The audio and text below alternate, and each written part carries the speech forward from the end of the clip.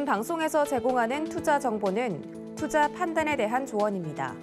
방송에서 제공하는 주식의 가치, 가격 상승 및 가격 하락에 대해서는 방송사에서 보장하지 않습니다.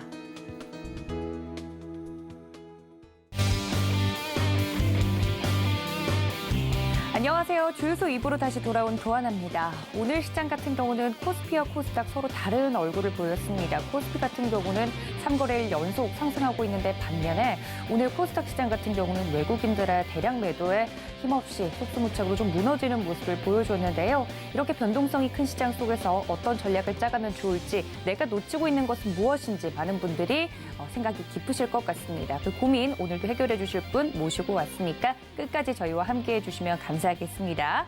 자, 그럼 여러분들의 고민을 해결해 줄 오늘의 전문가님 모셔보겠습니다. 함께 보시죠.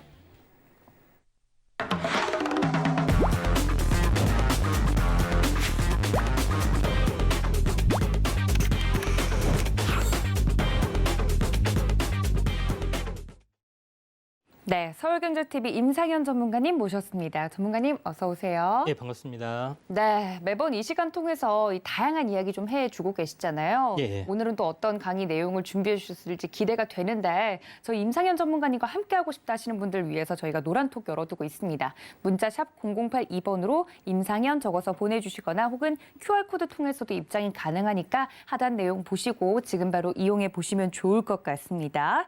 자, 오늘 시장에 대해서도 이야기를 좀 안 해볼 수가 없을 것 같은데 예. 옵션 만기일이었습니다, 전문가님. 예. 그런데 양시장의 흐름이 좀 달랐어요. 예. 오늘 시장 어떻게 보셨어요? 일단 극과 극이었죠. 네. 그래서 그 LG화학이나 이제 아모레퍼시픽 이런 실적 좋은 부분들의 또 상승이 되면서 그 이제 중소기업 종목군들이 같이 동반 상승을 좀 해주고 있는데 이제 코스닥은 사실 뭐 그렇지는 잘 못합니다. 나스닥이 어떤 상승에도 불구하고 그런 에너지가 상당히 좀 다운되는 부분들이 좀 있었죠. 그래서 위메이드가 어떻게 보면 주도를 좀 했다. 그래서 2차 전지나 다른 종목군들이 다 우수수 좀 떨어지는 부분들. 뭐 봄이 와야 했는데 벌써 거기는 가을이 오는 이런 그 부분들이 있는데 네. 이런 부분들은 일시적이지 않겠느냐 이렇게 좀 생각이 좀 됩니다. 혼란한 시기가 오면은 또 그 우리의 봄과 함께 또 시세의 봄이 오지 않겠느냐 이렇게 좀 생각이 듭니다. 네, 그나마 우리 전문가님께서 이렇게 좀 안 좋은 일들은 단기간에 좀 끝나는 이슈가 아니겠느냐라고 희망적인 이야기를 해드렸는데 그렇다면 오늘의 좀 아픔을 딛고 앞으로가 더 중요한 것 예, 아니겠습니까? 오늘 준비해 주신 강의 내용은 어떤 내용일지 궁금하네요. 예. 바로 들어볼까요? 예, 그렇습니다.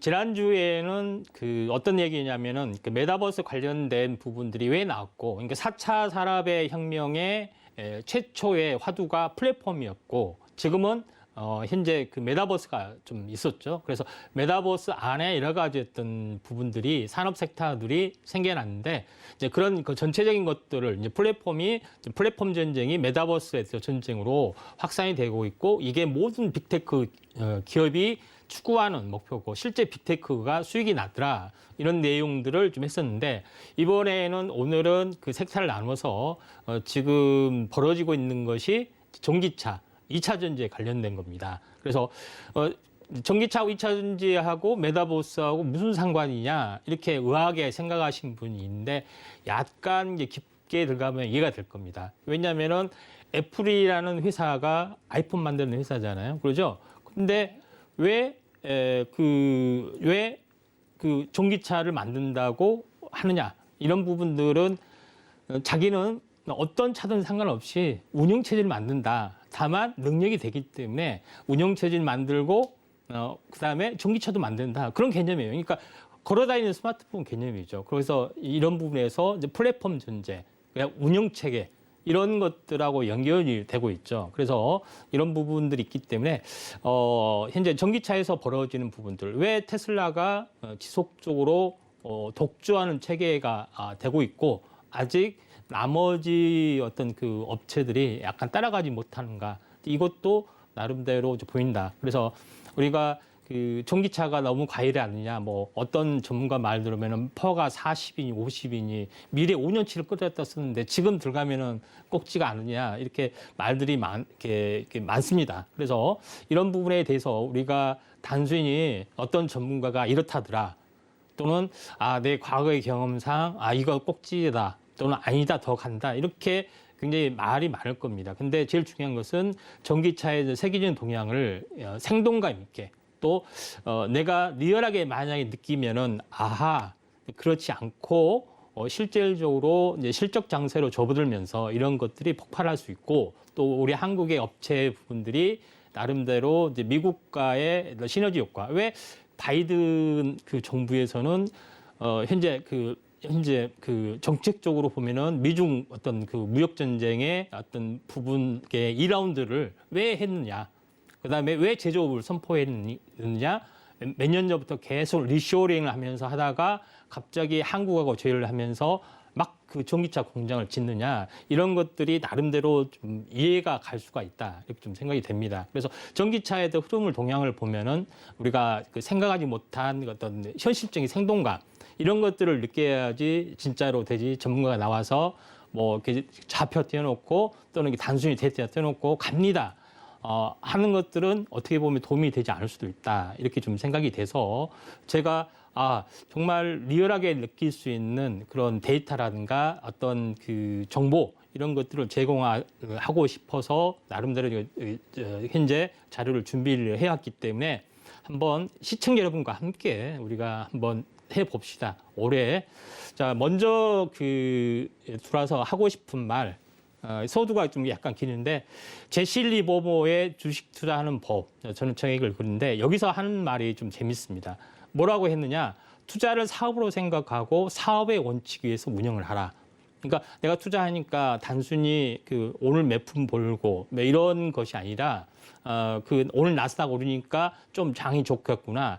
오늘 내리니까 뭐 이런 것이 아니라 현재 내가 투자 사업을 하고 있다. 생각하고 모든 것을 운영하라 얘기를 한 거고 그다음에 중요한 것은 세부적으로 보면은 매일 또는 매주 투자를 해서는 성공할 수 없다.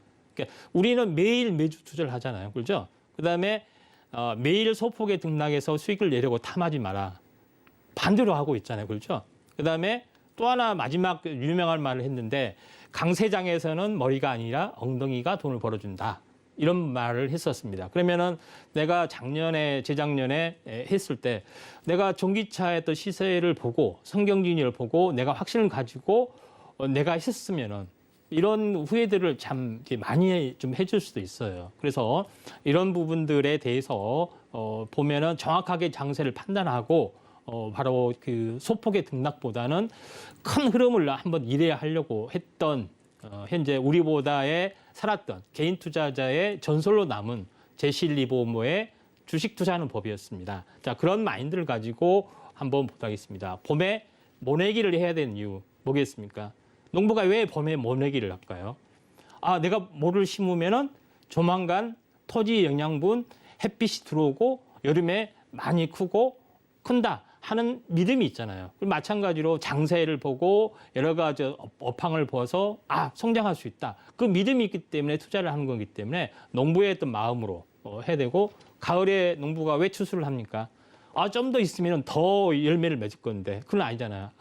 이 정도 되면은 조만간 겨울이 오니까 빨리 이제 걷어야 된다. 이런 부분이죠. 그러니까 내가 진입하고 태하는 현재 진퇴의 그런 부분들을 정확히 좀 알잖아요. 그렇죠? 이런 마인드가 좀 필요해 보이지 않겠느냐 이렇게 좀 생각이 됩니다. 그래서 제가 지난 시간에 뭐라고 이야기했냐면 일본의 경기 분석 사이클을 가지고 분석을 해줬습니다. 지굴라르 사이클이 2022년에 시작이 돼서 현재 28년에 끝난다. 그래서 2022년이 새로운 사이클이 될 수도 있다. 이렇게 이야기를 좀 한 거고 그다음에 그보다 작은 사이클이 보통 이제 40개월, 3년짜리라고 말씀드렸죠. 이런 부분들이 언제부터 시작이 된지 정확히 모르지만은 2023년에 끝난다. 그러니까 2022년부터 시작한, 그러니까 지금일 수도 있고 좀 1월, 2월 늦어질 수도 있고 또는 어떤 분들은 이거 3월 달에부터 시작이 되지 않느냐 한 사람도 있고 아니다. 우리나라 정부가 출범하면은 4월부터 시작할 거다. 이렇게 나름대로 설왕설래했던 분위기가 있는데 어떻게 됐든 간에 나름대로 시작이 돼서 23년에 강세가 될 수 있는 어떤 코드하고 거의 같지 않겠느냐. 저는 나름대로 이렇게 좀 생각이 되는데 지난 시간에 주식하고 합성 사이클을 이렇게 보면서 뭐라고 했냐면은 이번 급락이 어떻게 보면은 40개월의 사이클하고 일치할 수 있다 얘기를 좀 했었습니다. 그러면서 네이버하고 카카오 급락 자리를 보고서 이게 저점이지 않겠느냐 이렇게 이야기를 좀 했었죠. 근데 물론 지금 반등은 모릅니다. 짧은 반등이기 때문에 그런 부분들이 좀 있는데 다시 한번 보자면은 현재 보시면 알겠지만은 현재 지난주에 이제 들고 나온 차트입니다. 그렇죠? 저점이 낮아지는 삼중 바닥이죠. 최근에 차트하고 거기 갔죠. 저점이 낮아지는 삼중 바닥에서 한번 크게 치고 올라가다가 한번 크게 얻어맞았습니다. 사실은. 근데 이 첫 번째 주기부터 40개월에 해당이 되기 때문에 지금 네이버나 이런 것들은 카카오나 여기서부터 시작이 됐었다. 이런 부분 가지고 40개월이 끝나고 다시 한번 40개월에 좀 도래하는 그런 가능성에 대해서 1월의 가능성이 높이 봅니다. 물론 뭐 다중바닥 찍어서 2월, 3월에 될 수도 있습니다만은 대형주나 또는 선도주가 많이 올라오는데 그 종목이 쌍바닥까지 내려가는 일은 마음먹겠죠. 먼저 출발이 돼줄 수도 있다.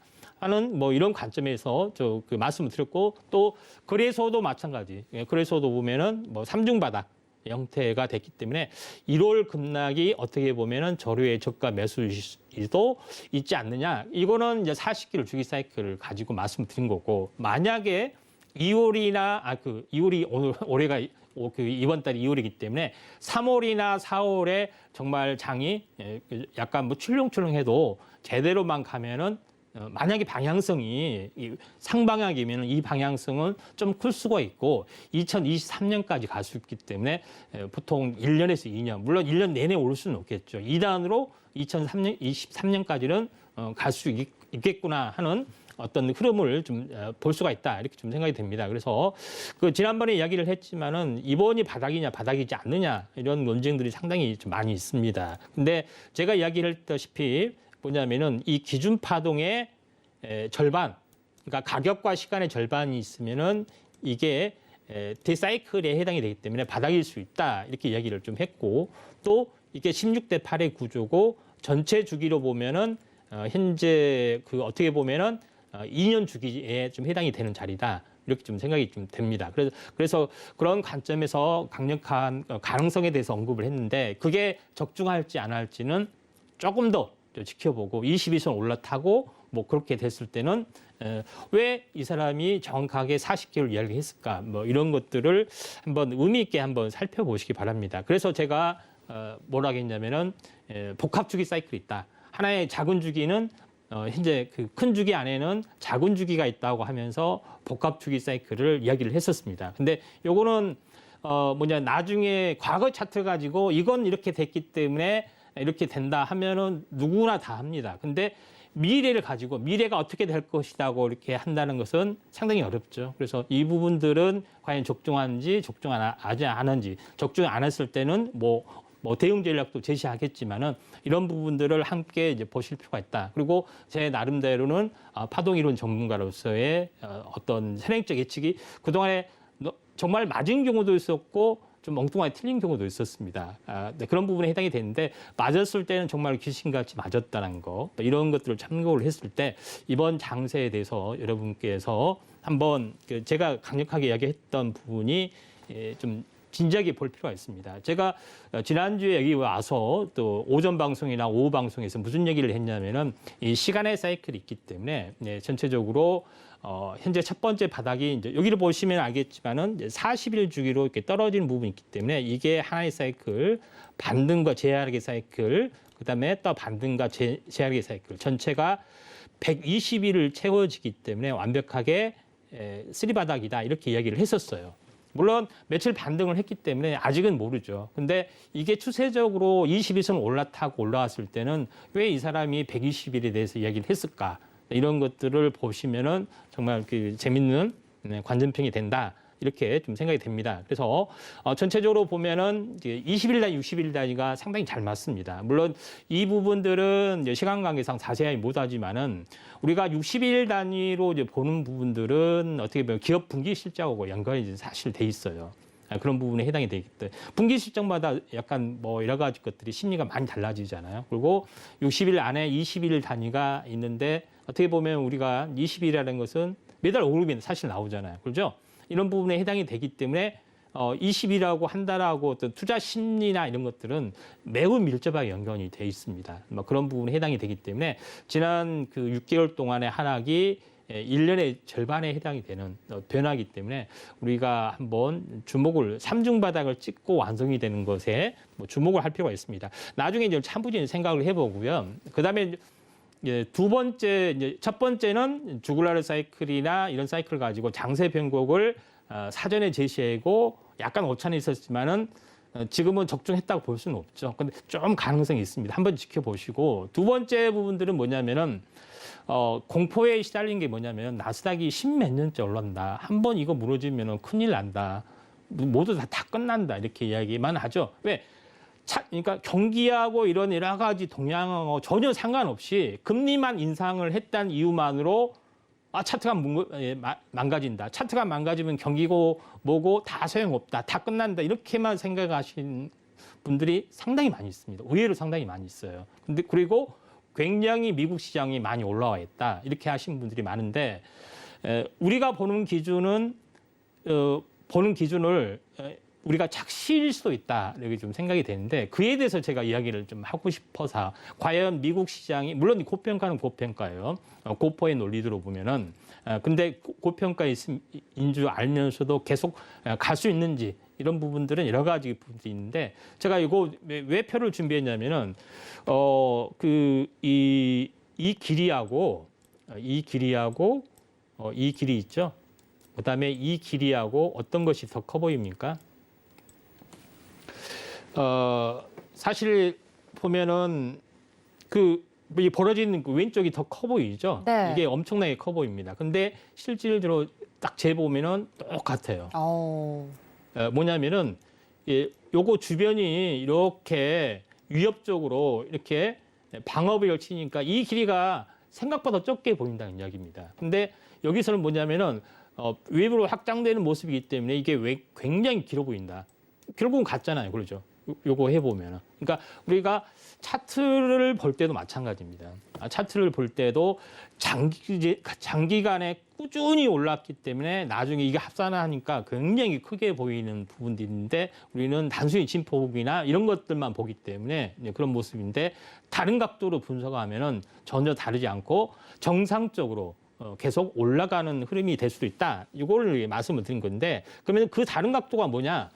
첫 번째는 일반 그 차트하고 로그 차트라는 게 있습니다. 일반 차트는 뭐냐면은 1,000원에 500원에 1,000원에서 2,000원 오르면 우리가 더블이 오르잖아요. 근데 진폭은 1,000원이에요. 그렇죠? 근데 10,000원에서 11,000원 오르면 똑같은 진폭인데 10%밖에 안 올라요. 근데 이 진폭은 똑같이 계산해서 하기 때문에 우리가 차이가 날 수가 있습니다. 그렇죠? 이런 부분들이 뭐냐면 그래서 고점에서 살짝만 빠져도 어마어마하게 빠진 것처럼 느끼는데 이게 제가 지난 시간에 이야기했던 그 현재 비트코인 차트입니다. 그래서 고점에서 막 반토막이 났으니까 다 끝났습니다. 뭐 반토막 끝났어요. 비트코인 이렇게 하신 분들이 많은데 제가 그 다음 장을 보면서 이런 말씀 드렸어요. 장기 차트로 보면은 어째요? 눌림목이 살짝 오고 눌림목이 살짝 하고 워낙 많이 올랐다 오늘 빠졌기 때문에 이런 부분이기 때문에 다시 한번 강세장이 될 수도 있다 하면서 메타버스가 쉽게 꺼지지 않는 불꽃이 된다 이런 부분들 물론 이제 그 CBDC하고 중앙화폐하고 이제 경쟁이 되는 구도로 가져갔는데 그것을 이야기를 했었습니다. 물론 앞으로 향후는 뭐 지켜봐야겠죠. 이런 부분들이 있다. 그다음에 우리가 두 번째로 이제 봐야 될 부분들은 역사는 반복, 진폭은 반복, 파동은 없어지지 않고 다시 재생된다 하는 그 관점 이런 거를 보면은 우리가 1980년도 2006까지 일어나는 그 파동 한번 잠깐 보면은 1,000포인트에서 무려 10,000포인트까지 갔어요. 그럼 10배가 올랐다는 이야기죠. 그러면은 설마니 10배 또 가? 이렇게 하신 분이 있는데 보시면은 이 최근 저점에 6,400포인트잖아요. 그렇죠? 요거를 10배를 하면 64,000이에요. 장기적으로 여기까지 갈 수 있는데 지금이 한 36,000에서 왔다 갔다 좀 해주고 있죠. 그러니까 그런 부분에 해당이 되는데 이런 부분이 진폭으로 보면 똑같이 그러니까 이번에 역사적 랠리가 뭐 100년 역사의 가장 큰 랠리가 아니에요. 그러니까 20년 했던 것이 단순히 반복이 될 수 있는데 아직 한 7부, 8부 능선에 와 있다. 물론 쉬었다 가고 쉬었다 가고 할 수 있지만은 미국 시장이 그만큼 갈 수가 있는 파워 이 부분들은 어디에 있을까? 여기에 초점을 맞춰야 되고 바이든 정부가 강력한 제조업을 밀어붙이죠. 그래서 그 문재인 정부하고 같이 협상하면서 여기다 뭐 반도체도 짓고 못도 짓고 다 지어야 된다. 그러면 수출하지 말아라. 뭐 이렇게 하는 거라든가 여러 가지 부분들이 나와주고 있죠. 이런 리얼한 흐름들을 보시면은 꾸준히 증가할 수 있다. 첫 번째는 그 부분에 해당이 되는 거고, 그 다음에 두 번째는 우리가 이제 간과하는 게 있어요. 인플레이션. 그러니까 달러의 가치가 구매력이죠. 1달러로 살 수 있는 물건의 가치. 그게 100년 전보다 무려 95%가 구매력이 다운이 됐다는 이야기예요. 이런 부분에 해당이 되는데 이게 그만큼 화폐 가치가 많이 늘어나고 화폐 가치가 많이 떨어졌다는 것이 굉장히 굉장히 중요합니다. 그러니까 결국 화폐 가치가 떨어졌다는 것은 주가라는 것은 뭡니까? 회사의 가치를 나타내는 지표잖아요. 그러면은 지표가 많이 오른 것처럼 보이지만 달러 가치 하락의 장기 차트로 보면은 로그 차트와 같은 부분이 해당이 됩니다. 굉장히 많이 올라간 것 같지만은 어째요? 완만하게 올라가는 것과 같다.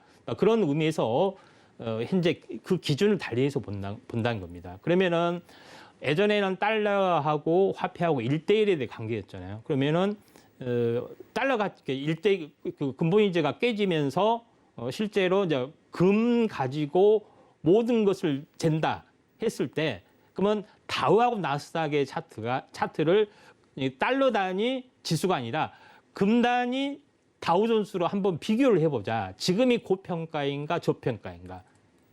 이런 부분을 보면은 이렇게 나와 있어 차트가. 지금 이렇게 차트가 이렇게 1950년대, 그러니까 50년대 엄청 잘 살았다는 이야기예요. 미국이 이렇게 빠졌다가 2000년도에 많이 올라오죠. 층상단에 부딪히는 겁니다. 근데 지금은 그 달러 대비 이제 이 다우존스를 지표를 보면 이렇게 된다는 거예요. 지금은 어디 와 있느냐? 여기 와 있어요.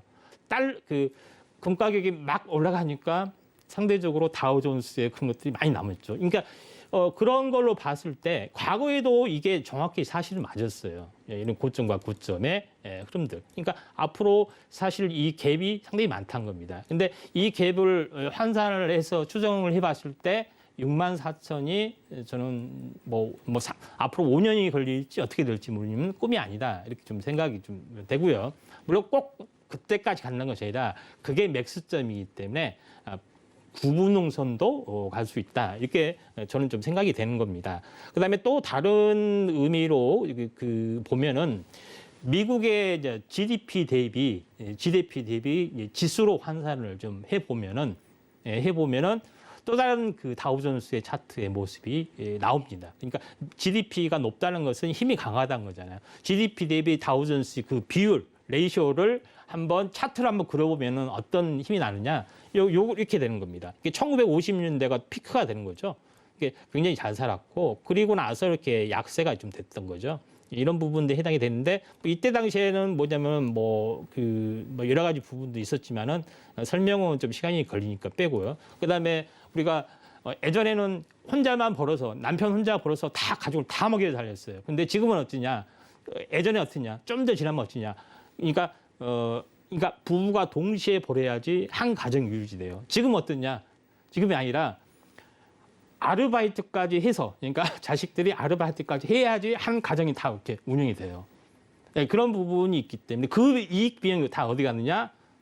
기업으로 갔죠. 그러니까 기업이 날아가는 부분에 해당이 되는데 미국에서도 마찬가지입니다. 사실 기업이 잘 버는 것들, 이런 여러 가지 부분들이 있는데 그거는 좀 빼고 여기를 이제 보시면은 최근은 계속 올라왔고, 그죠? 국력이 올라왔고, GDP가 올라왔고, 조정 보이고, 지금은 어떠냐? 국력이 어느 정도 많이 좋아져서 상단까지 왔습니다. 그러니까 1960년대 삶하고 지금하고 약간은 비슷할 수도 있어요. 그러니까 이게 과열이고 잘 나가고 그런 것은 우리가 한번 객관적으로 한번 따져봐야지 않겠느냐 이렇게 좀 생각이 돼서 지금의 어떤 그 기준 잣대로 보면은 적정하게 가고 있고 미래 성장성이 빅테크 기업들이 전체 그 산업의 포지션을 차지하고 있고 직접 생산까지 그 생태계 라인을 구축하기 때문에 그 성장성의 고밸류가 좀 더 이어질 수도 있다. 이런 것들이 굉장히 중요하지 않겠냐 이렇게 좀 생각이 됩니다. 그래서 좀 그 서론이 약간 길었는데 잠깐 여기서 좀 끊고 계속 2부 이어서 가도록 하겠습니다. 네, 오늘 앞서서 굉장히 많은 예시를 가지고 시장에 대한 이해도를 높여주셨습니다. 저희 전문가님과 함께하고 싶으신 분들은요, 저희가 방송 중에도 계속 노란톡을 열어두고 있을 예정입니다. 문자샵 0082번으로 저희 전문가님 성함을 적어서 보내주시거나 혹은 주유소라고 적어서 보내주셔도 함께할 수 있는 방법 안내를 해드릴 거고요. 또 하단에 있는 QR코드 통해서도 카메라 어플로만 찍어도 바로 입장이 가능하니까 적극적으로 이용해 주시면 좋을 것 같습니다. 자, 이렇게 서론이 긴 이유가 있었을 것 같습니다. 본격적으로 2차 전지에 대한 이야기 들어볼 수 있을까요? 예. 그 2차 전지 하니까 그러면 뭐가 제일 좋아? 종목 딱 들고 나왔겠지 이렇게 하지만은 물론 이제 종목도 이제 준비를 했는데 시간이 되면은 공개를 하고 제가 이제 제일 중요하게 생각한 것은 이제 세 가지가 있습니다. 물론 많이 들어봤을 거예요. 이제 톱다운 방식, 그러니까 경계 분석, 그다음에 산업 분석. 그다음에 기업 분석, 막 이런 부분들이 연계가 좀 되고 있는 거죠. 이런 부분들이 있는 이게 이제 그 톱다운 방식에 해당이 됩니다. 어떤 업종이 좋아? 그러면 그 경기가 좋아?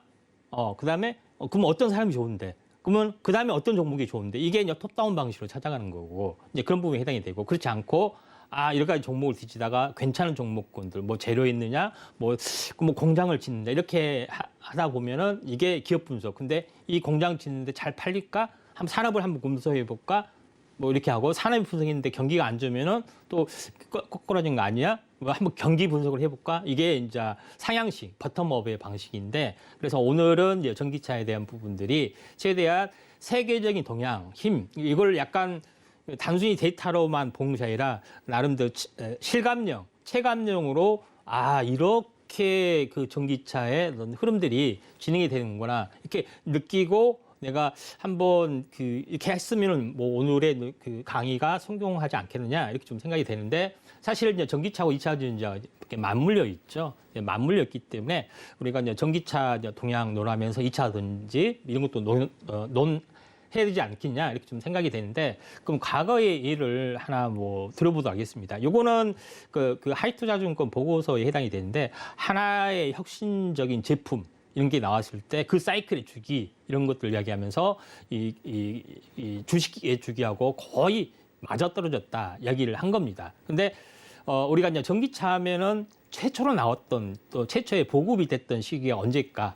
이런 부분을 보면 1920년대 라디오 열풍, 전기가 대중화되는 부분 열풍, 마지막에는 그 비행기까지 나왔던 그 시기가 있는데 이 하이투자증권 보고서에서는 뭐라고 했냐?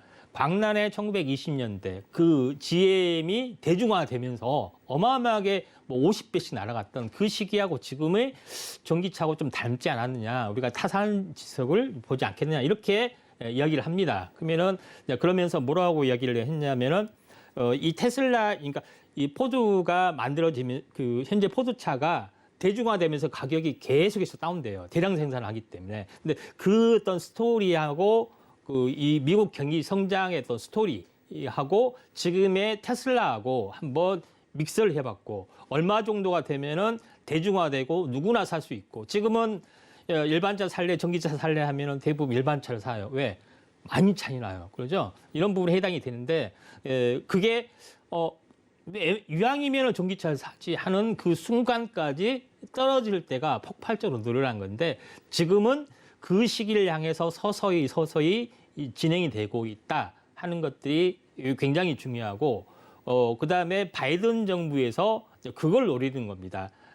중국하고 유럽은 잘 나가는데 미국은 너무나 잘 못 나가기 때문에 적극적으로 드라이브 정책을 많이 하려고 하고 있죠. 근데 전기차 어떤 그 테슬라의 과거의 차트, 그러니까 포드 차가 지속적으로 이렇게 가격을 인하를 하면서 어느 임계점이 되니까 현재 이제 이 폭발적으로 늘어나는 그런 분기점이 있더라. 이런 부분이 해당이 됩니다. 이게 뭐 대략 연도수로 보면은 1917년도죠. 그러면서 이 폭발적으로 늘어나는 그 시기하고 2027년에도 거의 꼭지를 쳤네요.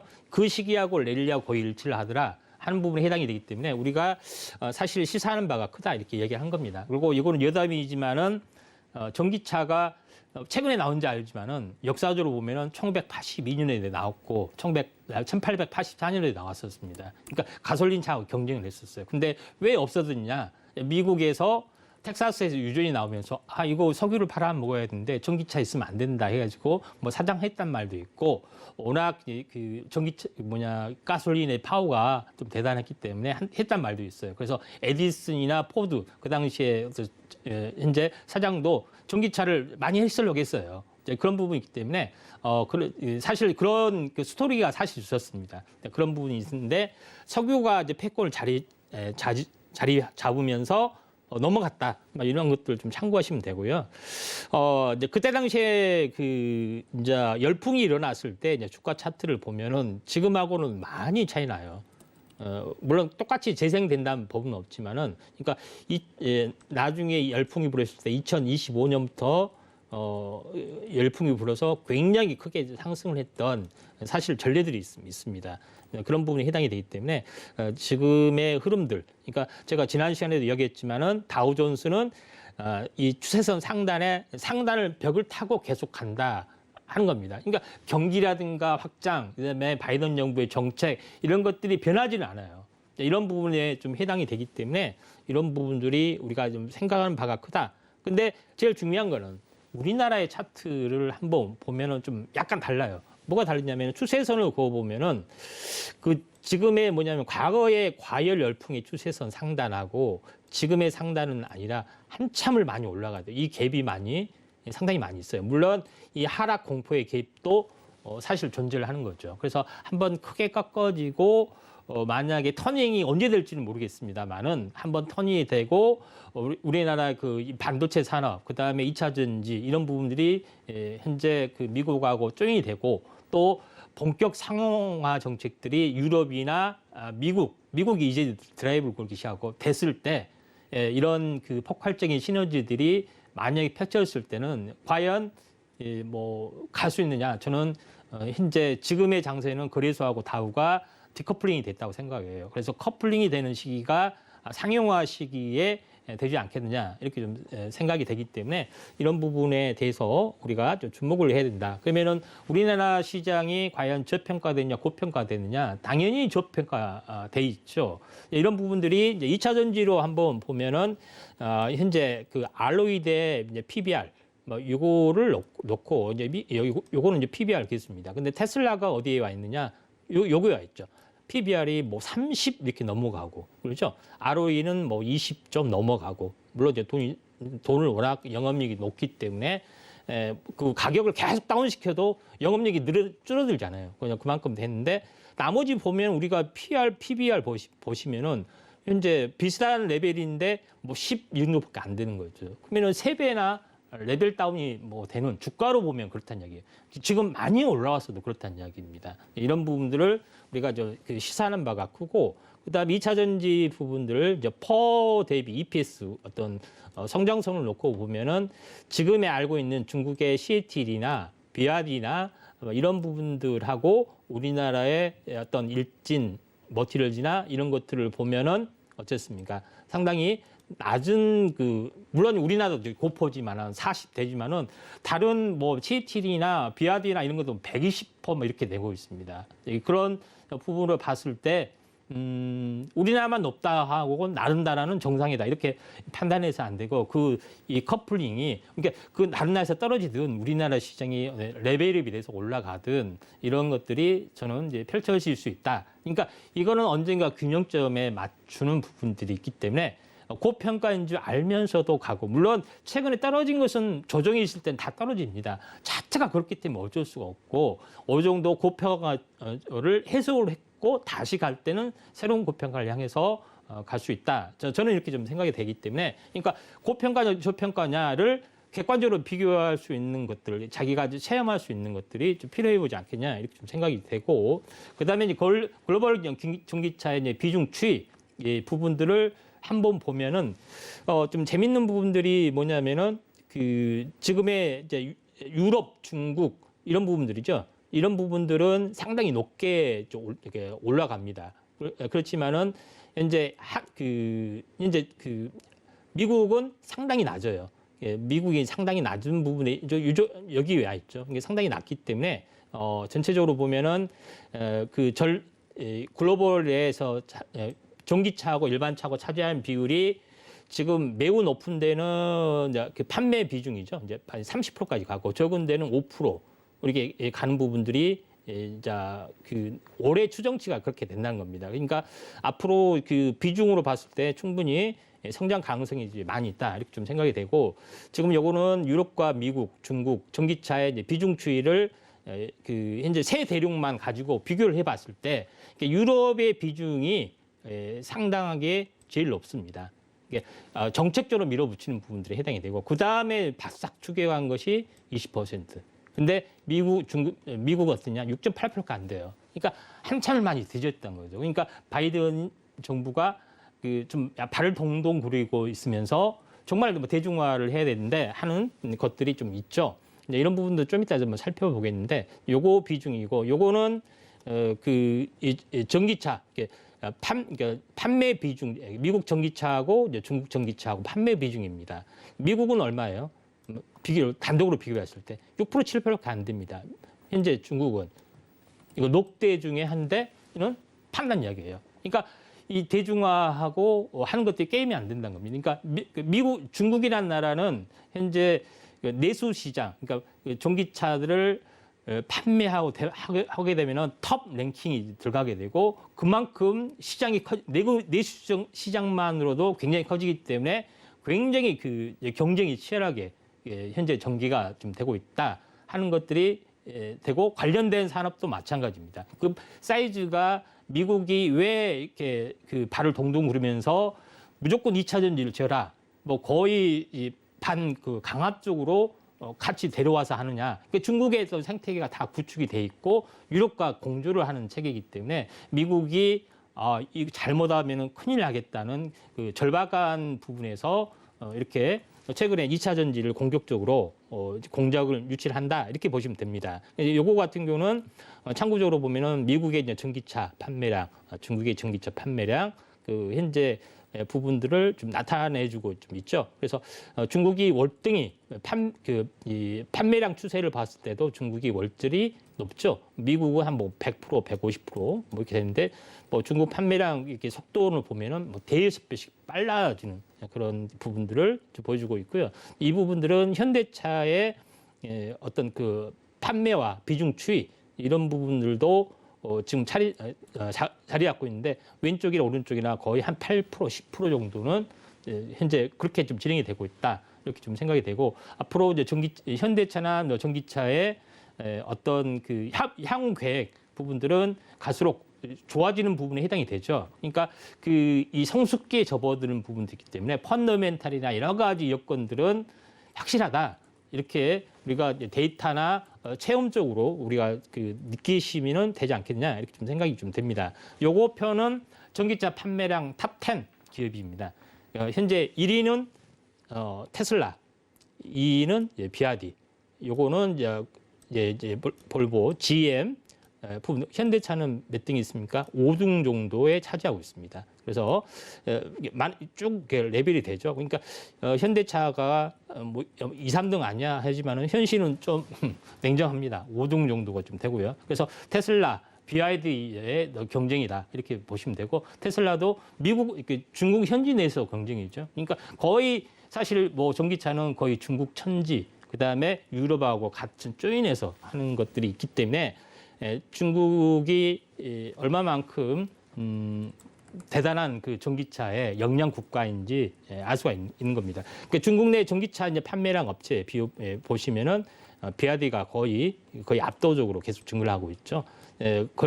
벌써 중국 내수 시장을 비아디가 거의 테슬라 밀고 자각을 하려고 하고 있다는 겁니다. 그리고 후발 업체 뭐 이런 거죠.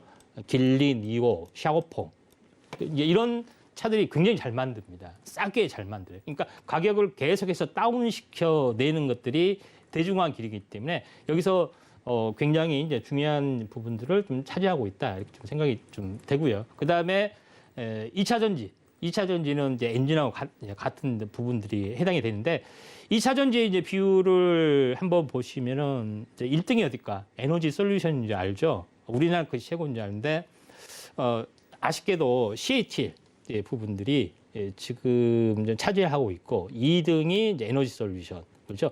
3등이 이제 파나소닉 그 현재 이제 부분들을 좀 차지하고 있습니다. 테슬라 이제 공급하는 거죠. 단독 공급에 해당이 좀 단점들이 있는데 뭐 그다음 BYD, 그다음 SK온, 삼성 SDI 이런 부분들에 좀 해당이 되기 때문에 그 현재 위치가 중국하고 박빙의 게임, 박빙의 게임이 지금 이제 전개가 되고 있고 또 중국 빼고는 파나소닉 한 업체만 빼고는 한국이 거의 독차지를 하고 있습니다. 그리고 한국 업체하고 미국 업체하고 거의 조인트를 하고 있기 때문에 사실은 굉장히 의미가 있습니다. 물론 이거는 설명하려면 복잡한데 아무튼 이런 그 2차 전지하고 전기차 완성차하고 조인트를 하면서 굉장히 각축전을 벌이고 있다 하는 것들이 좀 사실이다 이렇게 좀 생각이 좀 되고요.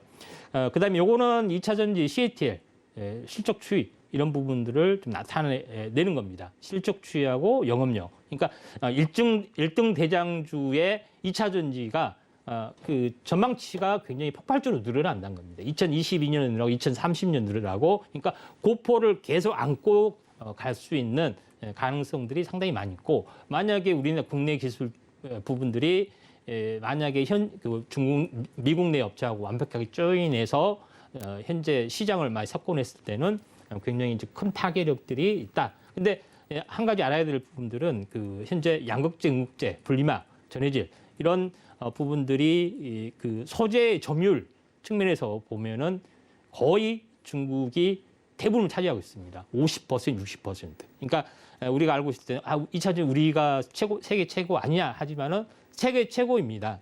중국 빼고는. 근데 중국이 거의 막강한 그런 것들을 사실 가지고 있습니다. 그걸 기술적으로 넘어야 되는 부분들이 있고요. 이런 부분들이 있기 때문에 우리가 그 전체적으로 알아야 되는데 그러면은 그에 대한 그 성장 가속력들을 어떻게 그 할 것이냐 하는 부분에 대해서는 유럽에서 보면은 그 지금 탄소, 그러니까 전기차 탄소 배출 부분들을 계속해서 이제 규제를 더 심하게 하고 있고 2030년이 되면은 그 전기차 아닌 것은 더 이상 생산하지 마, 판매도 못해. 이런 것까지 굉장히 그 압박을 가고 있기 때문에 이게 가속화되는 도구. 두 번째는 가격을 다운시키는 도구. 이 부분들이 두 개가 맞물려 들어가면서 미국의 이제 그 전기차 시장이 그 현재 공장들이 2023년에 가동하는 데도 있고 2024년에 가동하는 데도 있고 굉장히 다양합니다. 그게 시너지가 나면서 폭발적으로 늘어나면서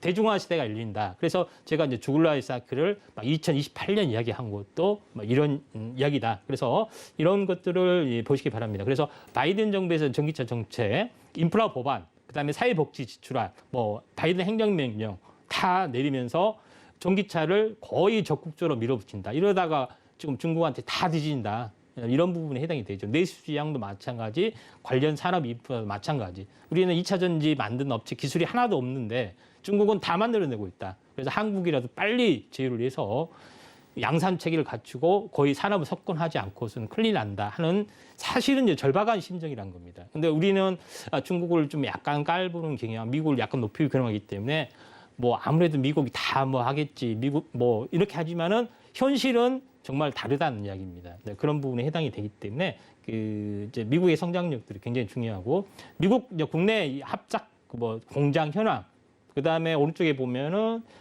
그 새로 짓는 전기차죠. 2차 전지 공장 현황, 포드 뭐 짓고 뭐 2022년, 3년 뭐 이렇게 많이 있습니다.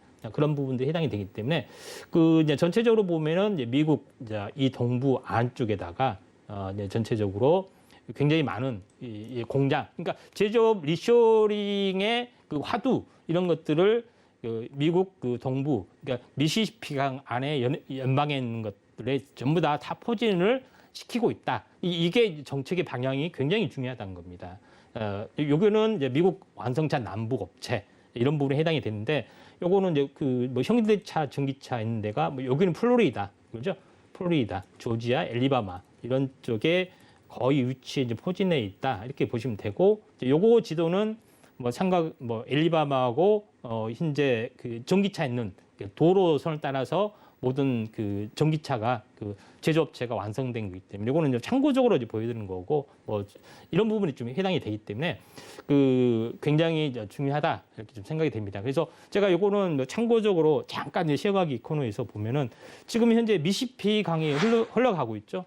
예, 흘러가고 있는데 지금 거의 이제 이게 여기가 이제 평야지대이면서 거의 그 제조업 생산 기지 이런 쪽으로 사실 이제 바뀌어지고 있다 이렇게 생각이 됩니다. 그래서 좀 시간이 있으면은 잠깐 뭐 다른 이야기도 하려고 했는데 PS에서 넘어가고요. 아무튼 이제 그렇다 이렇게 이제 보시면 좀 될 것 같습니다. 그래서 시간이 너무 이제 촉박하는 부분인데 이제 제가 종목도 이야기를 해야 되고 뭐 전기차 뭐 이런 것도 이야기를 해야 되는데. 종목에 대해서 간단히 5분 정도 남았기 때문에 요거는 다음에 좀 하기도 하고 전기차 부분으로 종목으로 좀 넘어가도록 하겠습니다. 그래서 제가 이야기해 봤을 때 LG노텍이죠. 종목의 전기차 2차 전지의 최대 수혜주로 대장주의 가능성이 뭐냐 봤을 땐 LG노텍을 저는 꼽고 싶습니다. 왜냐하면은 알다시피 LG그룹의 그 어떤 각종 어떤 그 전장 부품의 그 총 집합체 LG 이노텍에서 다 차지하고 있고, 그다음에 핵심적인 부분들이죠. 광학 솔루션, 그다음에 기판 소재, 그다음에 전장 부품, 이 모든 뭐 통신까지 해서 모든 것을 다 만들어냅니다. 그래서 전기차의 최고 핵심이다. 그래서 LG 이노텍이 지속적으로 성장할 수 있고, 특히 최근 유행하고 있는 FC, BGA 이런 부분의 사업부에 대한 투자, 그다음에 성장 모멘텀들을 거의 집중을 하고 있기 때문에 LG 이노텍이 바닥에서 100% 올랐지만은 계속 갈 수 있는 가능성들이 있고, 그다음에 LG하고 삼성하고 휴대폰에서 경쟁을 했어요. 결국은 LG가 100기를 들었어요. 근데 LG가 뭘 잘 만들어요? 가전이나 전자제품을 더 잘 만들어요. 사실 휴대폰이 좀 졌지만은 이런 부분에 해당이 되는데, 근데 애플하고 일단은 다시 한번 그 합작하면서 다시 한번 그 리벤지, 그러니까 삼성과 LG의 리벤지 매치가 뭐 다시 되는 거고, 그 다음에 애플의 입장에서는 테슬라한테 모든 주도권을 뺏겼잖아요, 그렇죠? 그렇기 때문에 테슬라의 주도권을 잡기 위해서 이제 하는 부분들이 있기 때문에 LG노텍이 가장 잘 가지 않겠느냐 이렇게 좀 생각이 좀 되고요. 그래서 그 전체적으로 이제 월봉 차트로 보면은 지금 최근에 이제 20개월 이렇게 올라와서 이렇게 급등을 했습니다. 상당히 부담스러운 부분이 해당이 되는데 또 2개월 동안 좀 조정을 받았습니다. 그래서 상승 각도를 가편하는 어떤 가능성, 고포를 계속 끌고 갈 수 있기 때문에 대장주의 가능성들이 있다. 그 차트는 종목 소개만 하도록 하겠습니다. 두 번째 부분에서는 현대 오토웨이버를 좀 이야기하고 싶은데, 현대 오토웨이버는 그 SI 업체이기도 하고 스마트 모빌리티를 현대 오토웨이버에서 다 합니다. 그러니까 그 자율주행이나 모든 것들을 현대차의 총 아성 여기서 다 하는데, 제가 이야기하고 싶은 거는 그 뭐냐면 차량용 뭐 그 소프트웨어 플랫폼 이런 거 말고 현재 현대 정의선 그 회장의 개인 지분이 제일 많은 데가 현대 글로벌이스고 2등이 어디냐면 현대 오토웨이버입니다. 그러니까 또 집중을 하고 있고, 그다음에 현대차의 어떤 그런 부분에서 가장 그 헤드 두뇌 컨트롤을 할 수 있는 그런 부분들, 보스턴 다이내믹스 빼고 현대 오토웨이버가 유리하고 또 자기 개인 지분이 최고 많다 하는 여러 가지 것 때문에 여기를 정책적으로 밀어줄 수 있다. 그래서 중장기적으로 성장을 해줄 수 있다. 이거는 지배구조 표기입니다. 그래서 7.3% 가지고 있다. 뭐 이런 부분을 좀 나타낸 거고요. 그 다음에 이제 차트로 이제 보시면은 최근에 그 뭐 예전에 많이 이렇게 올랐죠. 근데 정의선 회장이 역시 지분을 많이 가지고 있더니 많이 오르는구나 이렇게 많은 그 회자가 되고 있었습니다. 지금은 오랫동안 행보를 하고 이렇게 다시 이렇게 터링 하려고 하기 때문에 그 나름대로는 뭐 흐름이 좀 좋죠. 그래서 두 개 그러니까 현대오토웨이브하고 이제 현재 LG노텍 두 개를 한번 잘 보시기를 바라고 마지막 못다한 전기차에 대해서는 다음 이 시간에 연결해서 다른 이야기와 함께 하도록 하겠습니다. 감사합니다. 네, 임상현 전문가님께서 오늘 이 전기차에 대해서 좀 제대로 다뤄주신 것 같습니다. 못다한 종목 이야기는 다음 주에 이어서 해주신다고 하니까 다음 주 이 시간에도 많은 기대 부탁드리고요. 자세한 이야기는 또 노란톡에서 나눠드릴 예정이니까 문자 샵 0082번 열려 있습니다. 임상현 혹은 주유소 적어서 보내주시면 된다는 말씀 안내를 다시 한번 드리면서 마치도록 하겠습니다. 또 본 방송에서 제공해드린 정보는 투자 판단에 대한 조언일 뿐 해당 주식의 가치나 수익률을 보장하고 있지 않다는 점까지 알려드립니다. 면서요. 저는 위원님과 함께 여기서 인사드리겠습니다. 시청해주신 여러분 고맙습니다.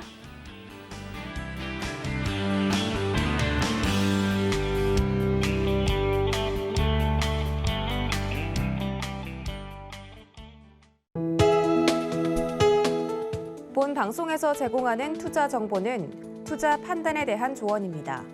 방송에서 제공하는 주식의 가치, 가격 상승 및 가격 하락에 대해서는 방송사에서 보장하지 않습니다.